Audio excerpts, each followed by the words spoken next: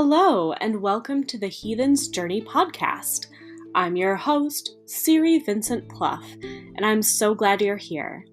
This is the show where I explore heathenry through a queer lens. We will be talking about traditional witchcraft, runes, folklore, and so much more. Join us, won't you, as we journey to the ends of the 9 realms and back. Hello. Welcome back to the Heathens Journey podcast. I'm so excited for some things that are heating up with the summer. If you are listening to this in the future, know that I am recording on the 26th of May. It's a beautiful day here in Minneapolis, and I have been really enjoying noticing the slight changes in season and the brilliant blooming of just all of the plants around me. This is actually the first year that I have been able to plant a garden, and that feels amazing. So I definitely have planted some witching herbs, but I've also planted a ton of vegetables. So I'm hoping that those will bear fruit later this summer. But it's been really beautiful to just slow down and get to know the plants kind of at their own pace. I'm also doing a ton of container gardening on the balcony here. So I get to, check out the plants every single day. And that reminds me so much of the conversation that you're about to listen to with Sara Axtell. So in this conversation, we are talking about the Primstav, which is a Nordic folk calendar. And it might feel a little contemporary or a lot of people, when they think of the Nordic path and heathenry, they tend to think of very old stuff, Viking age and earlier. And I think a huge goal of this podcast is to bring things from the deep past into the present, update them, modernize them. We're all modern heathens, right? We have to approach the world from our own contemporary understandings. And the Primstav is one of those tools that really helps to bridge that gap. It was utilized to keep track of saints' days after, Christian conversion. We'll talk a lot about that. But wrapped up in the Primstav is a lot of knowledge and information about different planting seasons or what the folk traditions of particularly Norwegian people are. And so it's a really beautiful way of getting to know our, ancestors and our ancestry. And I think about that so much as I am tending to my own plants, tending to my own garden. Now is a very active season, right? So if the Nordic peoples thought of things basically as having a summer and a winter, we are very much in the middle of summer. So very active planting, working the land, a lot of energy. So this is a time when you might want to say a prayer to Suna, the solar goddess, or to the day, just singing the praises of the day. And now might be a time when you want to do some, specific workings that have to do with summer, gathering, abundance, and generational healing. All of these things are kind of wrapped up into the season that we have now. I'm looking forward to Midsummer this year for a lot of reasons. And I think that a huge part of that is because I have a new appreciation for the light side of the year. I am very much a fall and winter baby. I am a goth who just wants to wear their cardigans and sit around in the cold and maybe, go outside and go snowshoeing, right? But I have really grown to love the summer, in part because of, my new relationship with plant magic and working with plants. Considering that this is the very busy part of the summer, right? I actually have a bunch of classes that I'm really excited about. So I am teaching with Cassandra Snow Creating in Weird Times. This is an 8-week workshop utilizing the tarot to inspire creativity. It starts in June, so you just have like a pretty quick turnaround in terms of registration. Register by midnight on June 1st. So the workshop actually entails getting a weekly email with readings from us. And these will, support your creative process. We'll have a lot of prompts, reflections on creating as self-care. We will have 4 live sessions, which will include a lot of tarot ritual, creativity. We'll do a lot of exercises to kind of inspire you. And those 4 will be utilizing the different energies of the minor arcana, which I'm really excited about because the minor arcana basically follow the 4 elements: fire, air, water, and earth. So please join us for that. It'll be a great time. There's a link in the show notes. I'm also happy to announce that I'm bringing back my Radical Runes class. So that is a kind of queering the runes, looking at the runes from a non-standard lens. We're looking at the runes as modern heathens, as queer heathens, as feminists, as anti-racists. And so they are kind of unfolding in new ways. So I have a workbook that goes along with that class that has been expanded since last fall when I taught it for the first time. And the class is being hosted by Catland Books. So Catland Books is located in Brooklyn. They are fantastic. I love them so much, and I'm hoping that in working and partnering with them, even more people will come to a radical understanding of themselves and the runes. So again, all of these links will be in the show notes. And now I would like to introduce my guest for the day. So Sara Axtell teaches with the Healing Roots Learning Community and at the University of Minnesota. She focuses on reconnecting with ancestral culture as part of a process of dismantling whiteness and developing a healthy sense of cultural identity, particularly for people of European heritage. Sara Axtell's work is absolutely incredible and has been an inspiration of mine, so I'm so thrilled to have her on the podcast.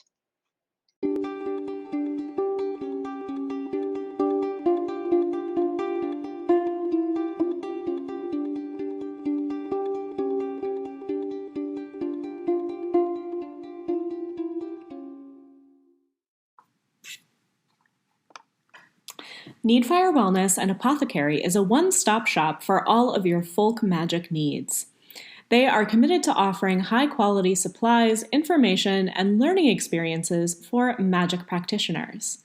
The Needfire team believes that magic practice is an internally enriching and transformative endeavor that can look very different dependent on the practitioner. They make every effort to offer a range of knowledge and products for the practical witch, magician, or otherwise. In addition to their domestic workshops, Needfire has collaborated with Johannes Gordbeck, author of Trolldom, Spells and Methods of the Norse Folk Magic Tradition, to offer immersive travel experiences and magic workshops in Sweden starting in autumn 2021. This is a fantastic shop, and I am so glad to collaborate with them. You can use offer code HeathenJourneyPodden to get 10% off in their online apothecary. Get yourself a blend of Swedish incense, a new tarot deck, a hagstone, some herbs, and so much more. Head on over to needfirewellness.com to get your supplies today. And as always, make good magic.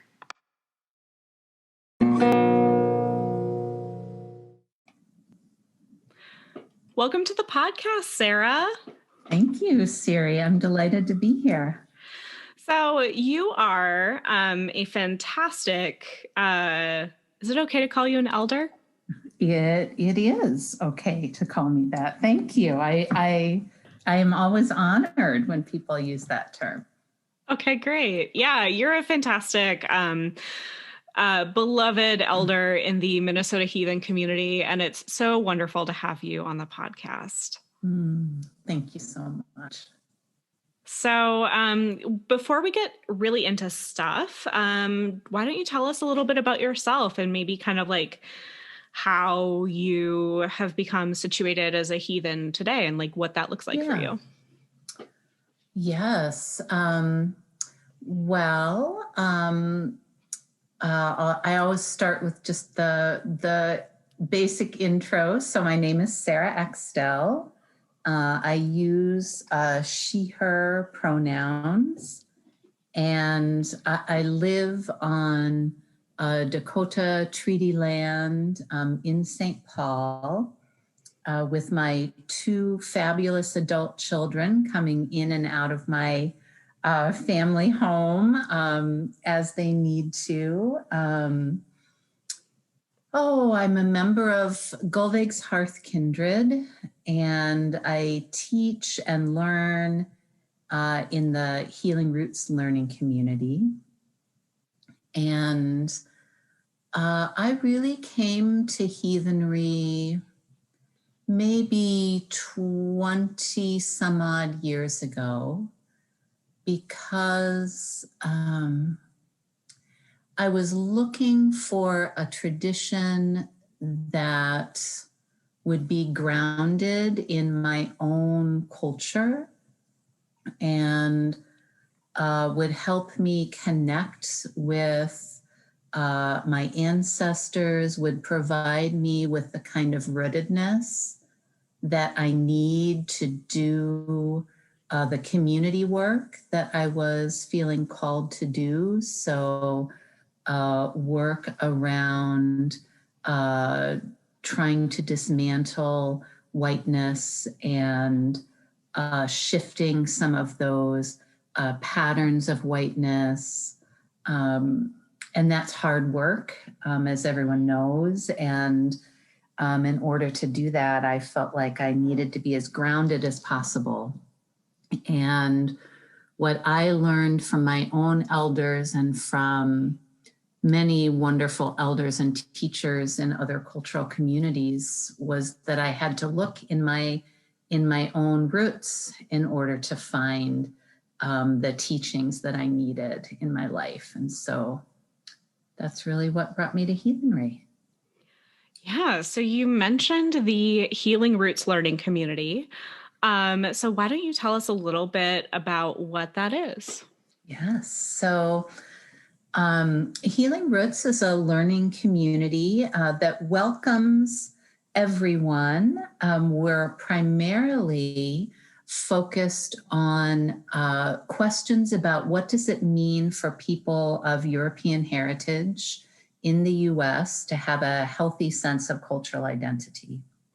So way back in the mid-90s, we were working in an organization called the Cultural Wellness Center, which is located in South Minneapolis, still a thriving organization, knowledge production and community engagement organization that's rooted in African knowledge systems. At the time, there were people from many different cultural communities who were all working together at the Cultural Wellness Center.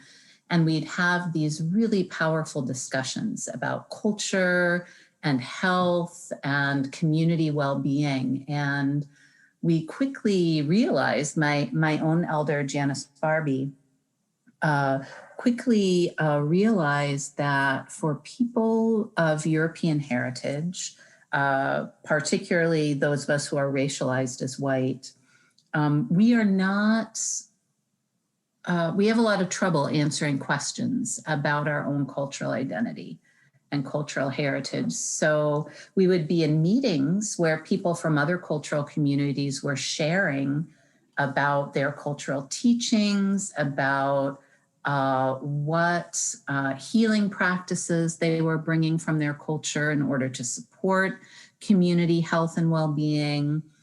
And many of us just didn't have answers to those questions. And so we realized that we needed to come together to do our own work.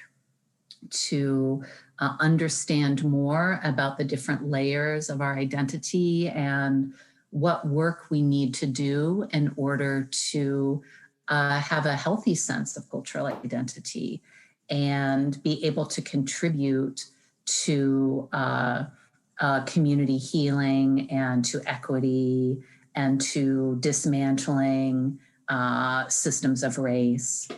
And so at that time, we started a learning community that met once a month.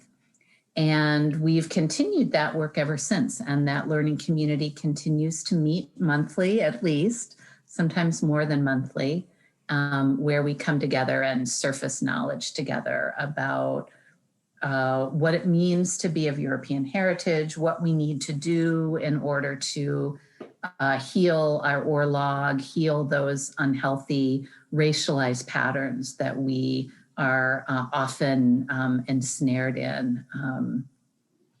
Yeah, does that answer? Gives yes, you a absolutely. little bit of flavor. Okay. Yeah, definitely. And I know that so I actually had, initially invited you on the podcast, and we will talk about the Primstav in just a little bit, but I think it's nice to kind of root ourselves and know, if you're listening, who am I listening to? What's going on? But another way that you and I are connected is through heathen prison inreach. Oh, yes. Thank you for mentioning that. Yes. So I've been doing prison inreach, heathen prison inreach, for maybe 15 or 17 years now. And Golvik Hearth's Kindred holds a lot of that work in Minnesota right now. And we're really trying to expand our volunteer base. So we would love to hear from others who are interested in that work. And it's really, for me, it's been a really beautiful journey with that work. And I have learned so much, partly because I think for me, the best way to learn is to try to support other people's learning. So learning through teaching, if you will. And it's a really important place for us to step into and hold up ways to be heathen and connect with our ancestors in ways that are healthy, in ways that promote weal and well-being for the whole community. Prisons are, in my experience, places where white nationalist groups will sometimes try to recruit. And so it's important to have a presence that holds out a way to connect with the heathenry that is cultural and community-oriented and not racialized. Yeah, I sometimes refer to it as the prison to white supremacy pipeline. And I know that historically, the way that a lot of these white supremacist groups have gained access is through, being a religion, basically. So it's important to provide a non-white nationalist, heathen specifically, way of connection and gathering. And I know that prisons are also just a moment and a source of such intense trauma for everyone in the system that, spirituality and healing are really important to do there. I really agree with that. Yeah. It's the groups that I work with, we have really wonderful, very meaningful discussions, and people come eager to learn and interested in sharing what they know with others. And it's a really powerful experience. And I've learned a lot about the prison industrial complex and how it operates through that work too, which is really important to understanding mass incarceration in our country. Yeah, it's huge and such important work. We will probably have a more lengthy discussion about that in a future episode, perhaps. Good, I hope so. Yes. Yeah. I know that there are some things that are cooking behind the scenes in terms of volunteering and heathen prison inreach and stuff here in Minnesota. So we'll have more to say later, basically. Is what Wonderful. I'm saying. Definitely. So if people are interested in learning more about your work in this area, where should they go? What should they do? Yes, I would encourage people to look for Gullveig's Hearth on Facebook and message us there.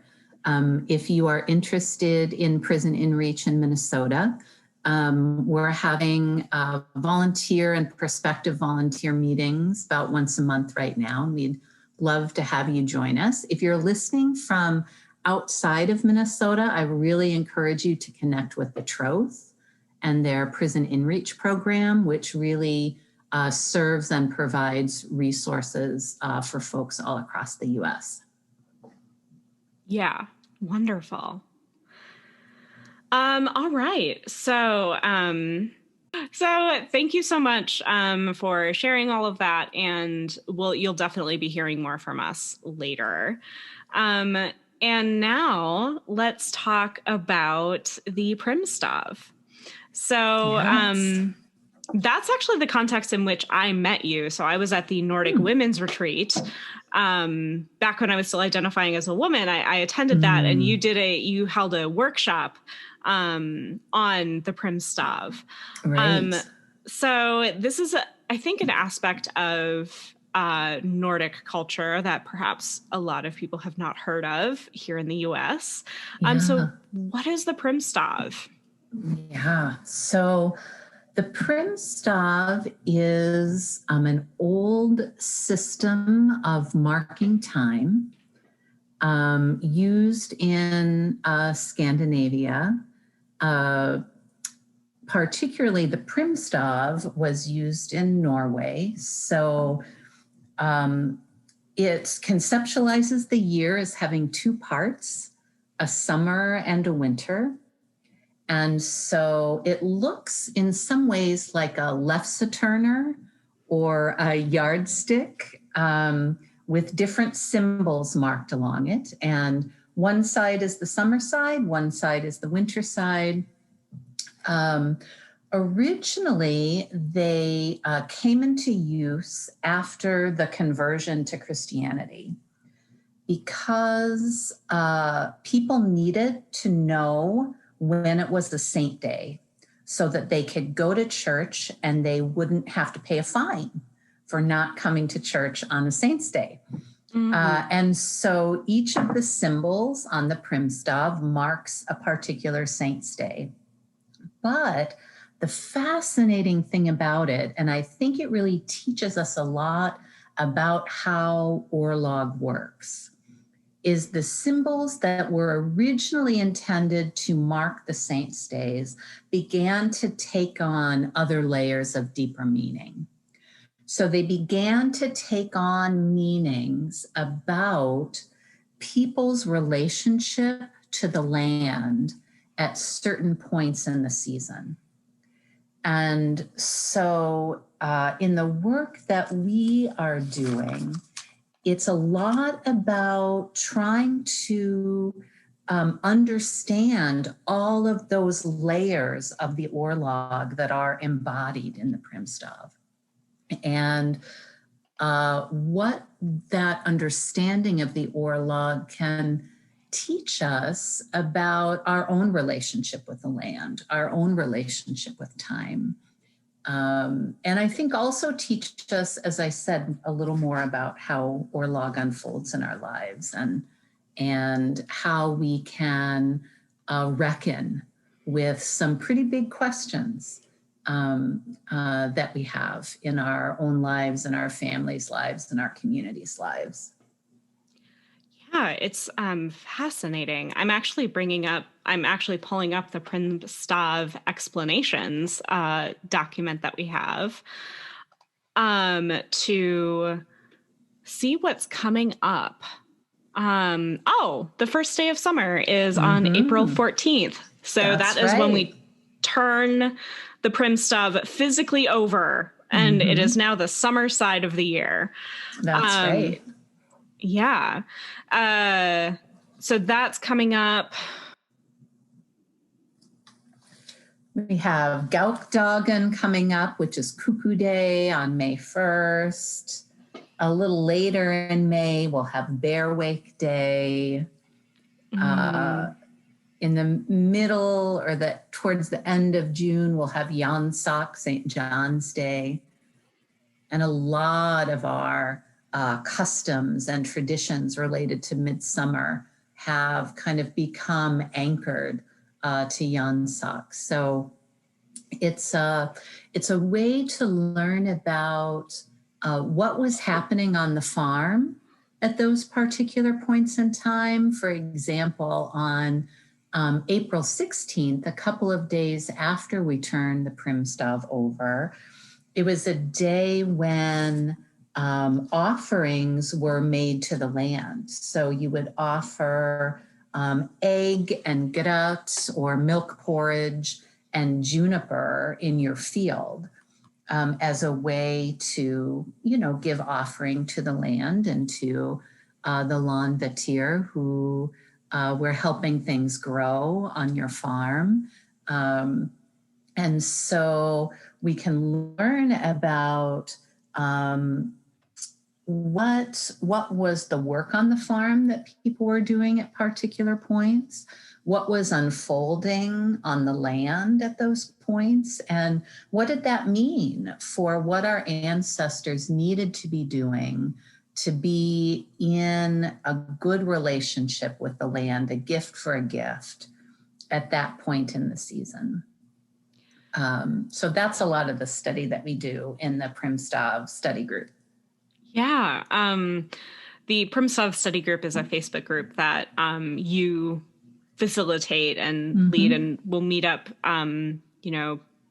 once a month-ish to kind of discuss stuff. But one of the things that I really love about the Primstav study group is that it's kind of anchored in our understanding of ourselves as settler colonizers. Yeah.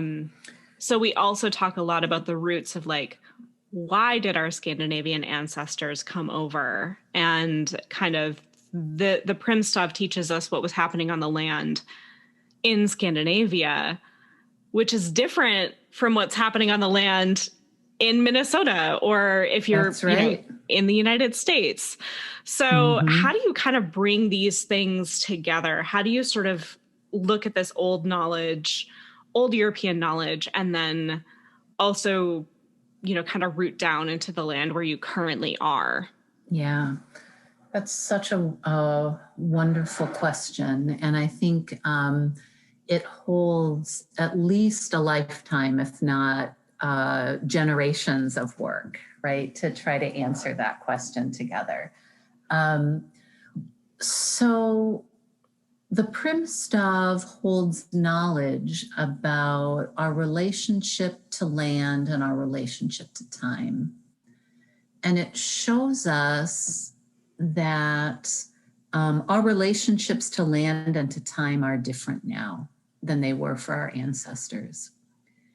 And part of what we try to do in the Primstav study group is to understand what's the orlog of those changes. So what is the orlog of our relationship to land? So we know that since the time when our ancestors were using the Primstav in a more daily way, there have been incredible changes in how we relate to land. And one thing that I've learned in my heathen study over the past few decades is that the more I'm able to articulate a pattern, the more I'm able to understand how a pattern developed over time, what conditions and events engendered the pattern, the less hold that pattern has over me.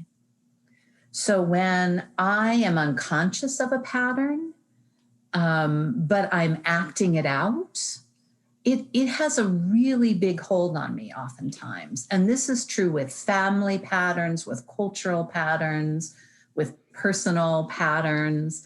But when I can name a pattern, when I can understand its shape and its texture and where it's rooted, then that hold begins to loosen. And so part of our work in the Primstav group is about just that process as it relates to our settler colonial patterns around land.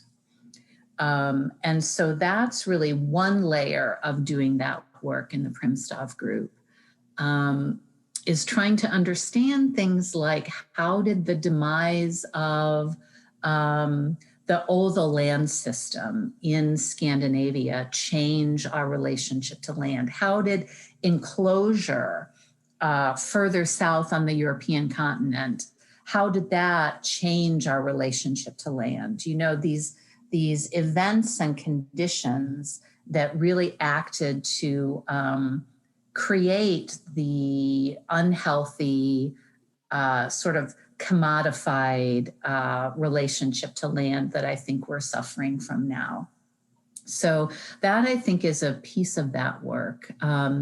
Another piece, as you said, is that we, so as I said, I'm here, I'm living on Dakota Treaty land, and there are a number of ways that I need to grapple with that and reckon with that as a settler descended person.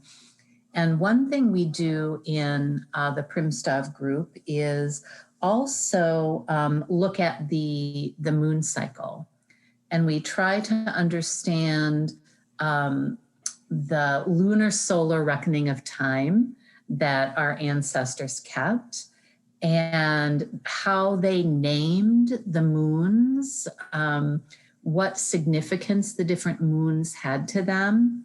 And we also look at the moon names from the land where we are living. So we look a lot at different Dakota names for moons and what that can teach us about people's relationship with the land here.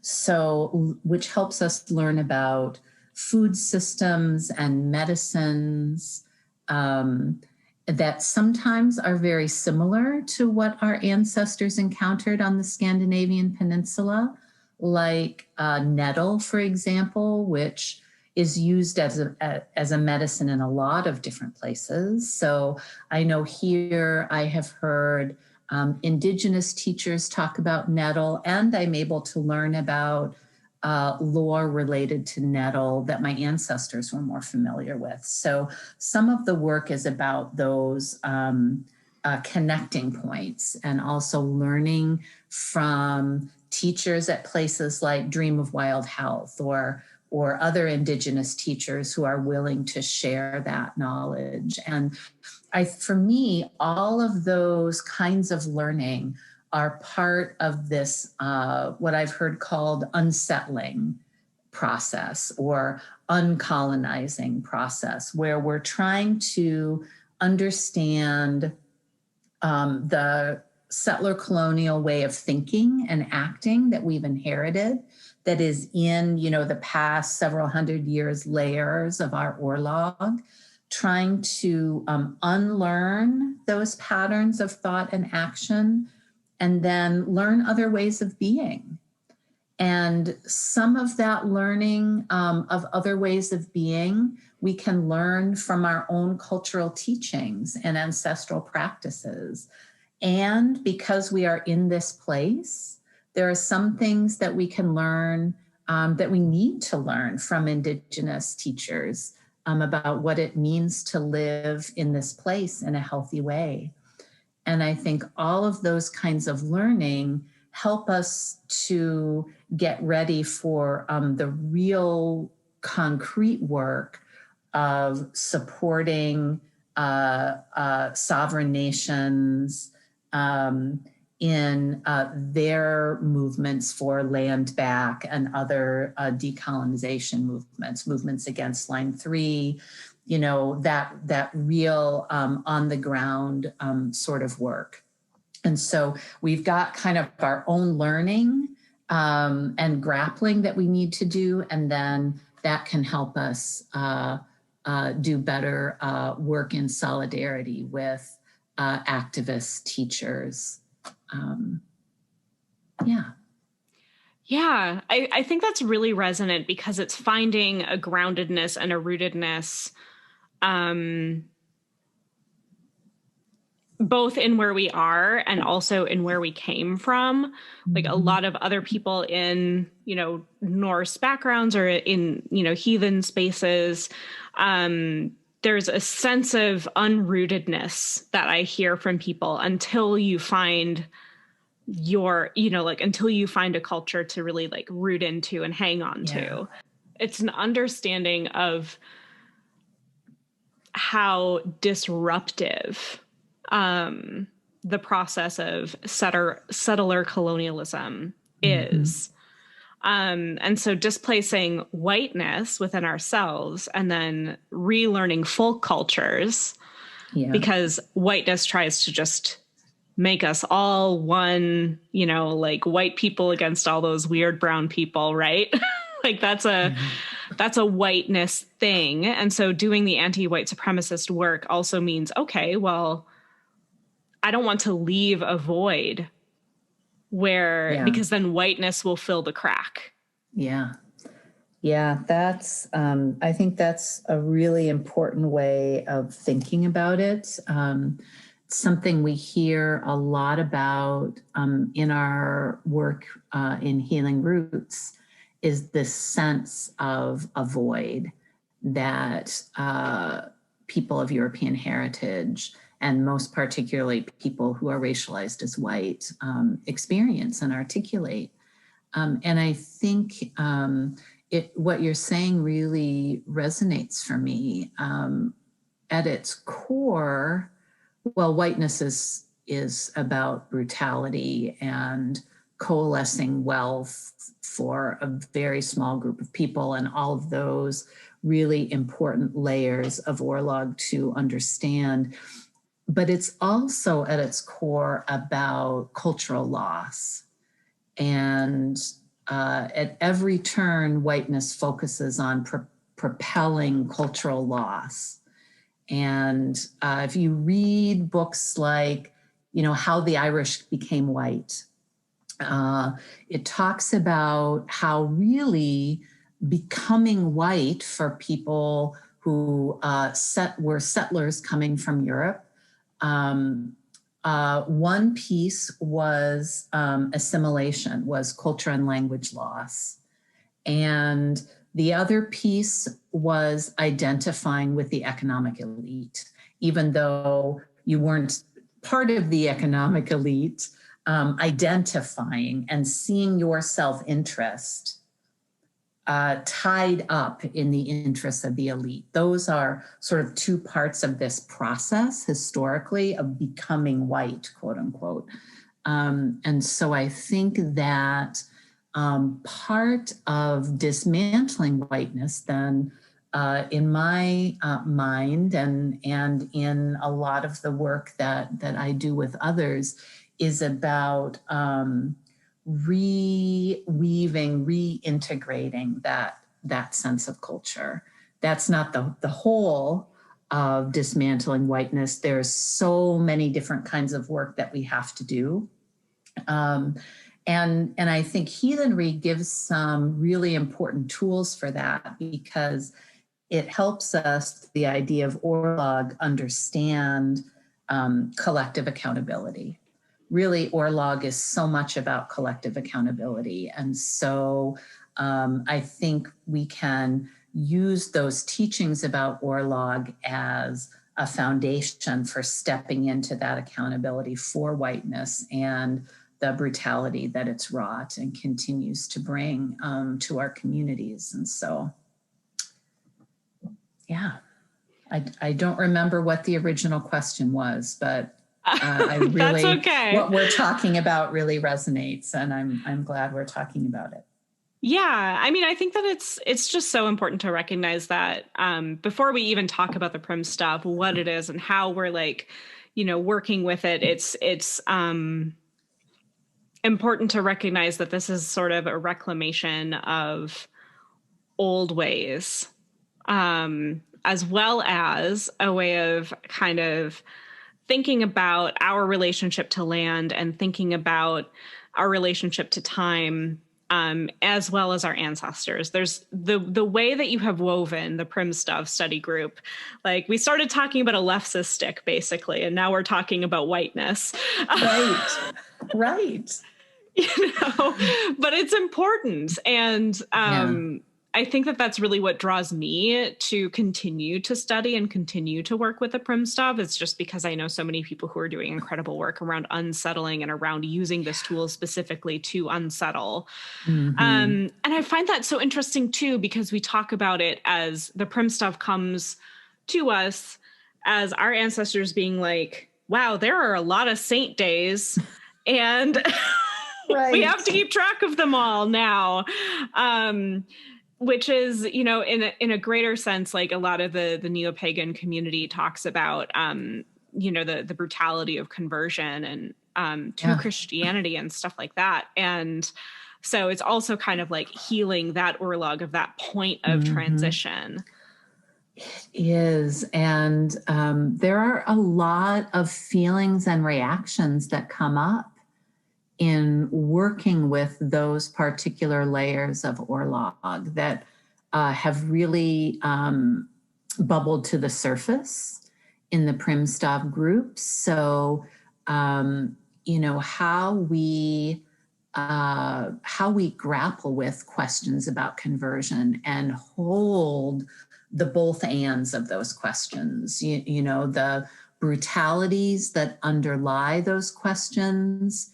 And also, I try to hold that my grandmother, Caroline, her Lutheran church was really important to her. And I want to honor her, and I have to honor the meaning that it had for her. And so how do we weave all of those threads together? Is part of what we look at in the Primstav study. So there are all the pieces around land, but then there are the pieces around how we relate to that religion that in many ways, overtook some of the traditional knowledge of our ancestors, but it also incorporated and retained much of that knowledge. And if we sort of tease those threads apart, we can learn so much. And so it's really, there's just so much there to study and to learn as we look at the Primstav. So let's talk a little bit more about that. So I haven't done a full episode on this yet.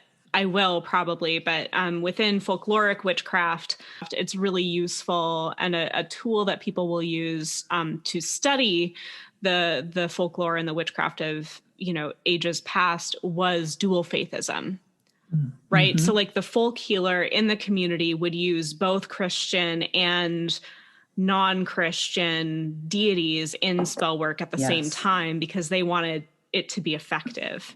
And so what we're seeing with the Primstav too is this underlying layer of dual faithism that is really fascinating. So like one of the masses coming up, the Mass of the Cuckoo. Let's talk about that a little bit. Like there are some symbols that really clearly are kind of coming from a pre-Christian perspective as people are trying to remember, what am I supposed to do on this day? Yes. And that's actually one of my favorite days, partly because living in the Twin Cities, the date of it, May 1st, corresponds to the May Day Parade. Yes! Which is just such a significant and beautiful and wonderful community ritual. Powderhorn Pride. Yes. Powderhorn Pride. I am recording from Powderhorn right now. So yes. Wonderful. Yes. And so it also, for me, just brings up memories of delivering May baskets as a child and helping my own children deliver May baskets. So there are just all these layers upon layers. So the lore about Gaukdagen, or Cuckoo Day. First of all, the symbol on the Primstav that marks this day, a lot of these symbols are pictorial. So there are some forms of the clog calendar, these kind of stick calendars, if you will, that use runes, but the Primstav uses these kinds of pictorial symbols. And so on Gaukdagen, the symbol that marks it almost looks like a bird sitting at the very top of a tree, because it is the day that you begin to hear the cuckoo in the spring. And there's all this lore about reading the signs about the cuckoo. So the first time in the spring that you hear the cuckoo, if you hear it coming from the north, it's a sign that there may be illness in your home in the coming year. If you hear it from the south, it's going to be a favorable year. From the west, it'll be a successful year for you and your farm. And from the east, it means that you'll be lucky in love that year. And so you see this kind of nature rooted divination woven all through the Primstav days. There are all of these signs that we can interpret that the Primstav lore teaches us. So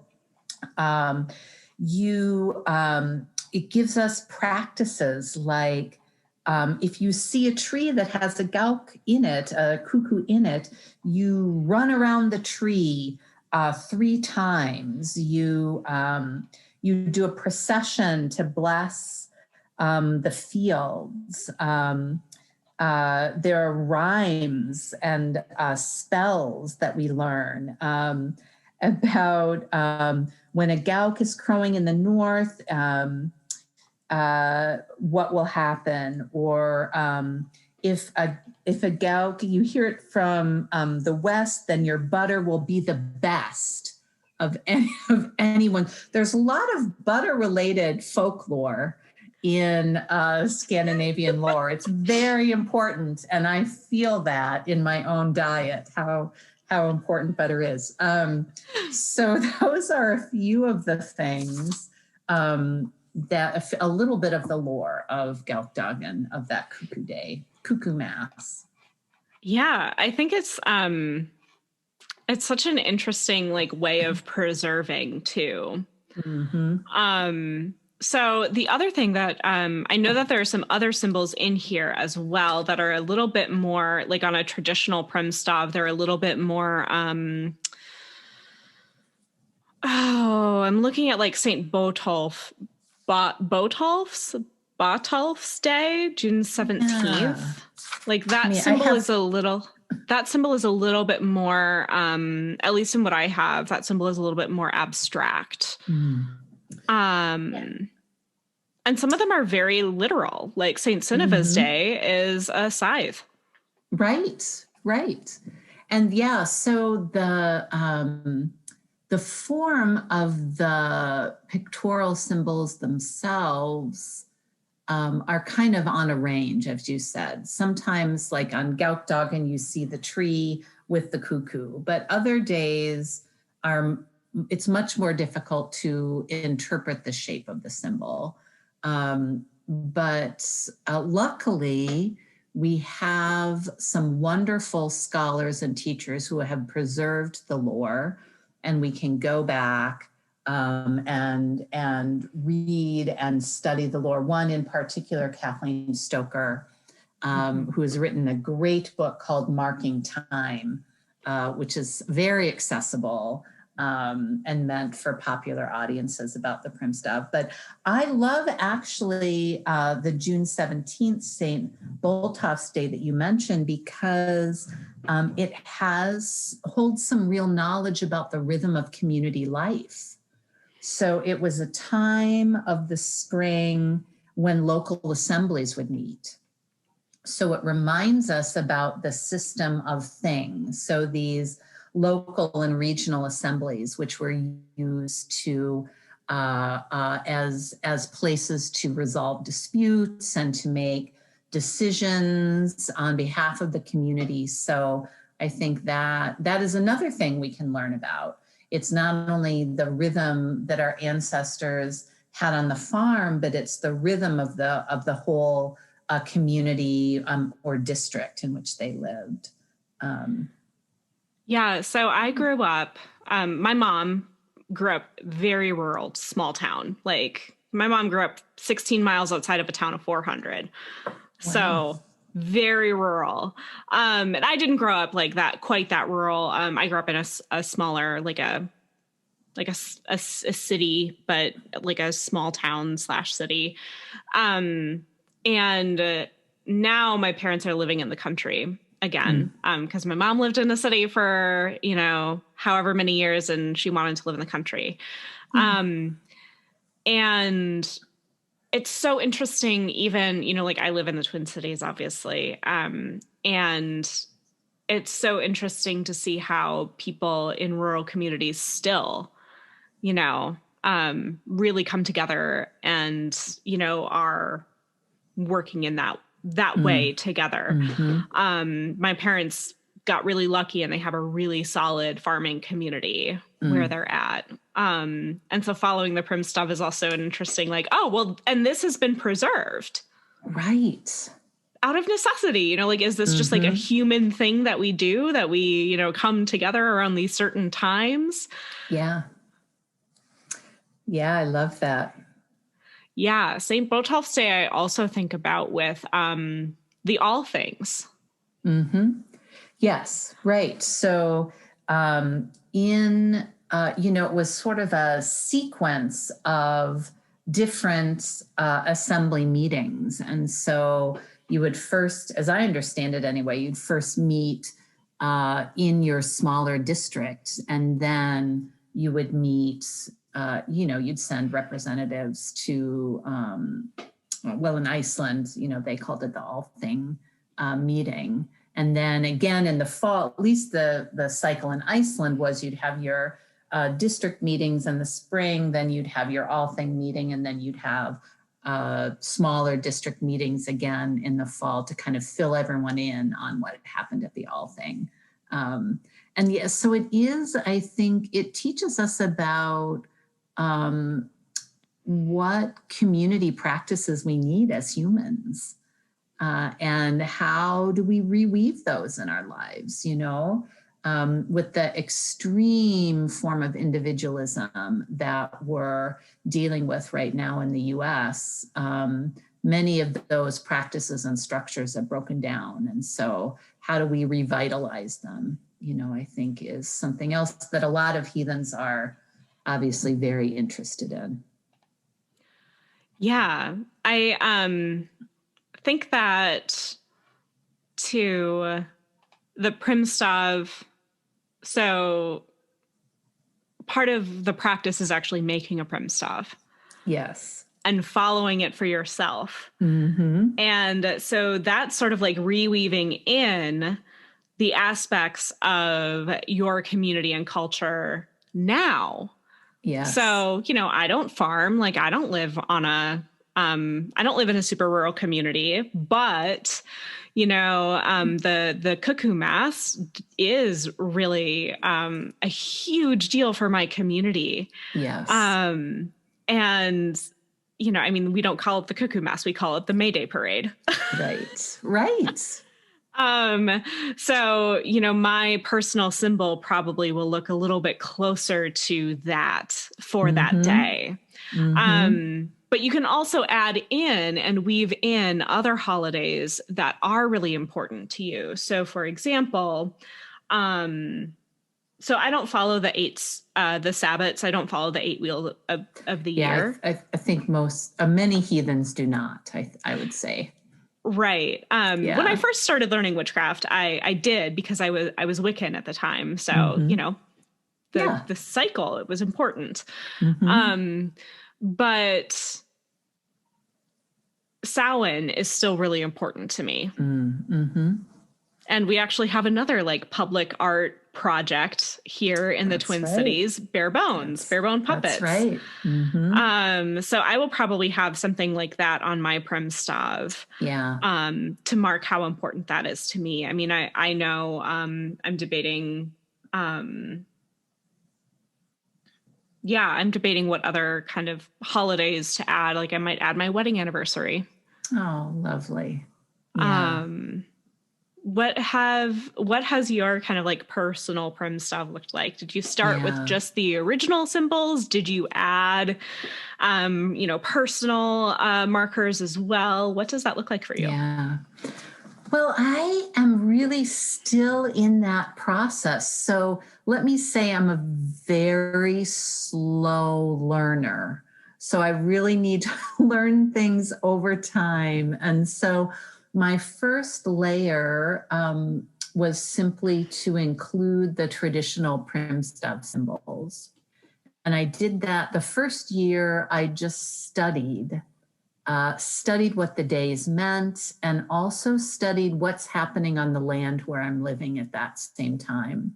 And so I keep what I call a Primstav journal, where on one page I have the Primstav days, and on the facing page, it's almost like a phonology notebook, where I keep notes every year on what's happening on the land where I'm living at that time, so I can see some of the differences and similarities. So I just did that the first year. Then the second year, now I'm creating my own Primstav just with the traditional Primstav symbols and marked days. I think one of my next steps will be to do as you suggested, to think about how do I layer onto that these other significant days. So for me, I think that will mean marking the Primstav with symbols that are really rooted in what's unfolding on the land where I'm living. So we've talked a lot about May Day, Gaukdagen.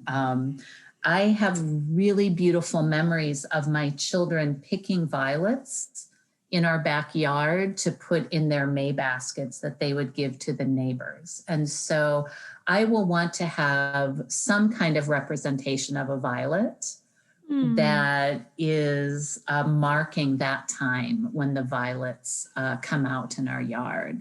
So, that might be something that I include. I also want to try to include days and anniversaries that are important to repairing our orlog. And so, for example, marking a day like December 26th, which is the anniversary of the execution of the 38 in Mankato, the Dakota warriors who were executed by the state.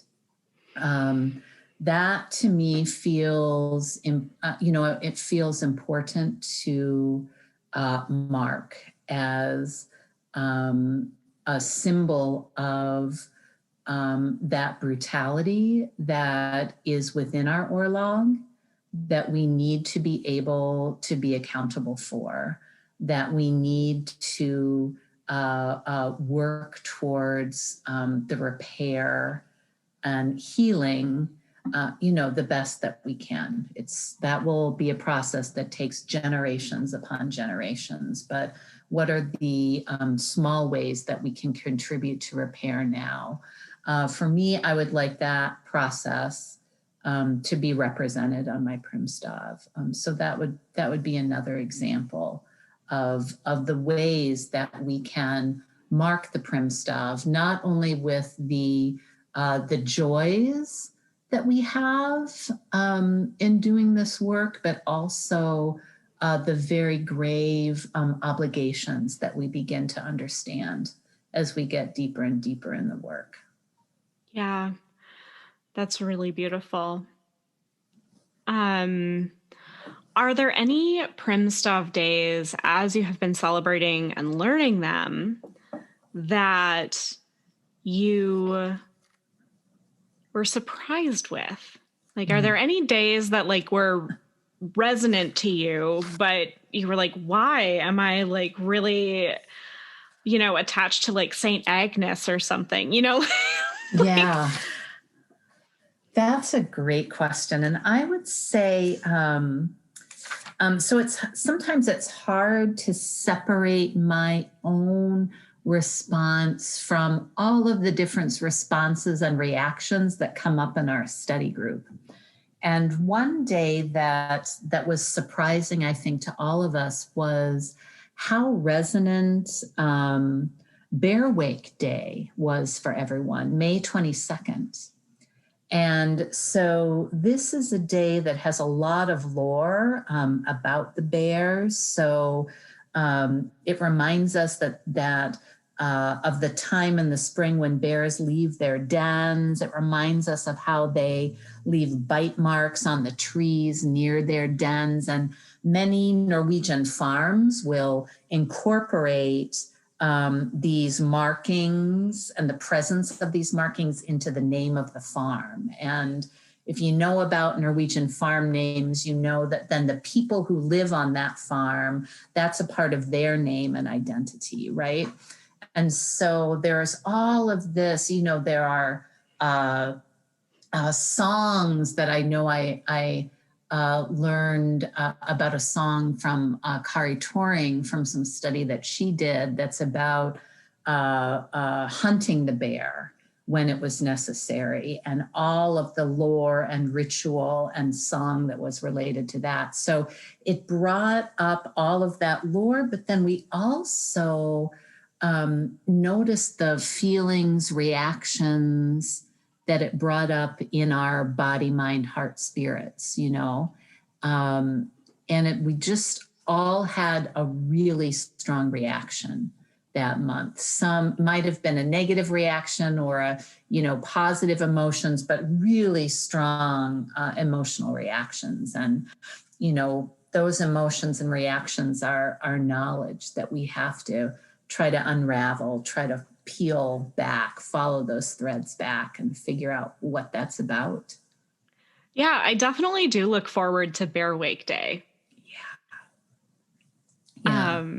It feels like, I don't know. So I'm changing in my mind. I'm changing from a sort of 4 seasons model to the winter and summer. I think that that's kind of a result of working with the Primstav, right? Yeah. And for me, in my like older thinking of winter, spring, summer, fall, Bear Wake Day really feels like, okay, we've woken the bear of summer. Mm-hmm. I love that. Yeah. It's really summer now. Yes. The bears are back. Yes. And yeah, so Bear Wake Day. And then a lot of the interesting, events around midsummer as well. Yeah. And we are, again, not to tout all of the wonderful things that happen in our Twin Cities community too much, but we also have just wonderful ways of marking midsummer here in the Twin Cities because, for example, we have the American Swedish Institute that has a really wonderful midsummer celebration and helps us to keep some of those practices alive, which I think is wonderful and beautiful. And Yeah, I think that there's a lot of Twin Cities pride on the podcast in a lot of ways. Yes. I think that our Nordic community, whether it's heathen or just general like Scandinavian American or what have you, it's really, really strong here. It is. Yeah, we're so fortunate to have those knowledges and resources and teachers here. And, we also just live in such a culturally and intellectually vibrant place in other ways. And, with just this incredible history of, Black public intellectuals who share teachings, not only in their own cultural communities, but for the whole community. We're one of the birthplaces, living near one of the birthplaces of the American Indian movement. I mean, I think all of that leads us and shapes our understanding of culture, and what it means to reconnect to culture. Ah, fantastic. Thank you so much for joining us today. Is there anything else that you would like to just share about the Primstav that we haven't covered? I think that we've had a pretty expansive and winding conversation, but just in case there's something we missed. I first of all just want to express my gratitude to you, Siri, for inviting me on to have this wonderful conversation with you. And then I want to invite people who are interested in learning more about Primstav to, consider joining our Primstav study circle on Facebook. Primstav, a year of learning and reflection, I think we call it. I can put links in the show notes. That would be great. And I hope we can also put the link for Healing Roots. In case people want to join us for some of our Healing Roots learning community discussions. Yeah, from what I understand, Healing Roots was pretty much like a Twin Cities thing, and then COVID happened. And so there have been people joining from everywhere, right? Yes, it's really been wonderful. We've been doing our learning community meetings on Zoom, and so we routinely now get people participating from across the U.S., which is really exciting. Fantastic. Yeah. Thank you so much, Sara. Oh, thank you, Siri.